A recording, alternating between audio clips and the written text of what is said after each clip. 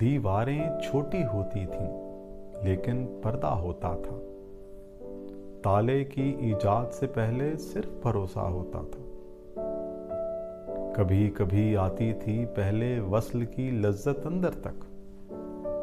بارش ترچھی پڑتی تھی تو کمرہ گیلا ہوتا تھا۔ شکر کرو تم اس بستی میں بھی اسکول کھلا، ورنہ مر جانے کے بعد کسی کا سپنا پورا ہوتا تھا۔ جب تک ماتھا چوم کے رخصت کرنے والی زندہ تھی، دروازے سے باہر تک بھی منہ میں لقمہ ہوتا تھا۔ بھلے زمانے تھے جب شعر سہولت سے ہو جاتے تھے۔ نئے سخن کے نام پہ اظہر میر کا چربہ ہوتا تھا۔